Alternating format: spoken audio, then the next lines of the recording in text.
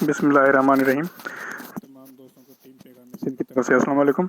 दोस्तों, आज मैं आपको अपडेट देने जा रहा हूँ जो सिंध गवर्नमेंट की तरफ से ग्रेड 5 से 15 स्केल तक की वैकेंसीज थी, उनकी जो फिलअप वाला जो प्रोसेस था, उनके लिए उन्होंने IBA सेक्टर को टास्क दिया था। 50,000 जो वैकेंसीज थी डिफरेंट डिपार्टमेंट्स की, तो उनको सिंध हाई कोर्ट ने कलअदम करार दे दिया है और सिंध गवर्नमेंट को उस प्रोसेस को कंटिन्यू करने से रोक दिया है। तो उसकी मज़ीद तफसीलात ये हैं कि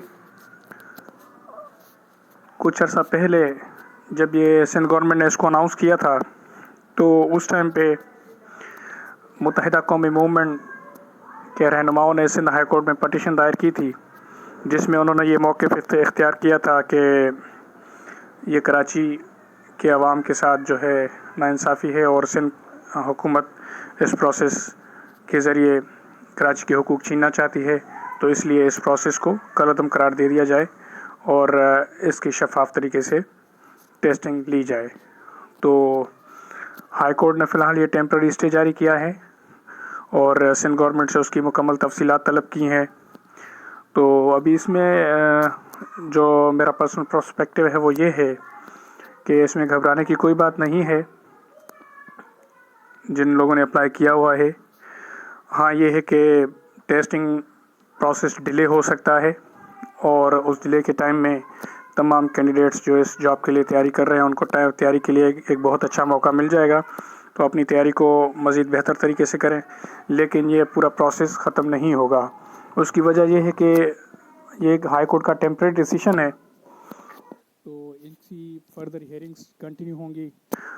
वहाँ पे सिंध गवर्नमेंट अपने जवाब दाखिल कराएगी और सिंध गवर्नमेंट का जो वकील होगा वो अपने आर्ग्यूमेंट्स देगा और फिर MKM के जो वकला हैं वो अपने आर्ग्यूमेंट्स देंगे और फाइनल डिसीजन बाद में ये सिंध गवर्नमेंट का ही आएगा और फाइनल डायरेक्शन सिंध गवर्नमेंट नहीं, सॉरी, IBA अपना हाई कोर्ट का ही आएगा और हाई कोर्ट ही इसके फाइनल डायरेक्शंस देगी।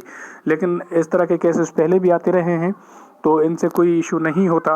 वजह यह है कि सिंध गवर्नमेंट जो भी जवाब दाखिल कराएगी उसमें वो यही मौक़िफ़ इख्तियार करेगी कि IBA की ट्रांसपेरेंसी बहुत फेयर एंड फाइनल रही है पिछले पास्ट में, और एक पूरे पाकिस्तान लेवल पे न सिर्फ बल्कि इंटरनेशनल लेवल पे IBA एक रेपुटेबल इदारा है जिसके प्रोसेस का एक तरीक़ेकार बिल्कुल साफ और शफाफ है और जिसमें मेरिट को तरजीह दी जाती है।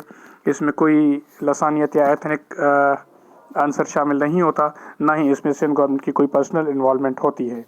तो डेट्स वाई उन्होंने एक थर्ड पार्टी को ही लिया हुआ है IBA को, तो एक थर्ड पार्टी के थ्रू ही वो इंतखाबात अपने ये पेपर्स करवा रहे हैं, टेस्ट ले रहे हैं, जिस तरह NTS या दूसरे इदारों से माजी में सिंध गवर्नमेंट लेती रही है। तो इस बेसिस पे लॉजिकली अदालत इस दरख्वास्त को खारिज कर देगी और ये है कि IBA भी अपना जवाब दाखिल कराएगी। IBA को अगर उन्होंने बुलाया तो IBA भी अपनी मेरिट और ट्रांसपेरेंसी के जो पिछले एग्ज़ाम्स हुए हैं उन पे अदालत को ब्रीफ करेगी और आई होप सो कि फिर अदालत इस पे फाइनल डिसीजन वही देगी कि इस टेस्टिंग प्रोसीजर्स को वो कंटिन्यू करने के अहकाम जारी करेगी। बाकी MKM या सिंध गवर्नमेंट की तरफ से जो प्रोसेस चल रहा है, तो अभी बल्दियाती इंतखाबात करीब हैं, तो ये एक जस्ट पॉलिटिकल मूव है MKM की तरफ से अपने एथनिक वोट बैंक को कैप्चर करने का।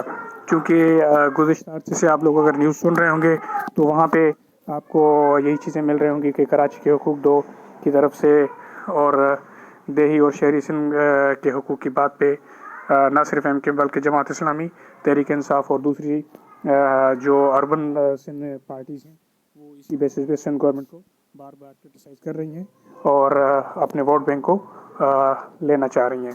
तो ये प्रोसेस इस तरह है, ये पॉलिटिकल मूव है, इसका कोई इस सरगर्मी से ताल्लुक़ नहीं है। तो मैं तब यही कहूँगा कि अपनी तैयारी को कंटिन्यू रखें और इन लॉन्ग टर्म्स ये जो है तैयारी जारी रखें, इससे कोई इशू नहीं होगा। ये है कि टेस्ट का प्रोसीजर थोड़ा सा डिले हो जाएगा और तो उसमें आप लोगों को टाइम मिल जाएगा एक तैयारी को बेहतरीन तरीके से करने के लिए। बहुत शुक्रिया, अल्लाह हाफ़िज़।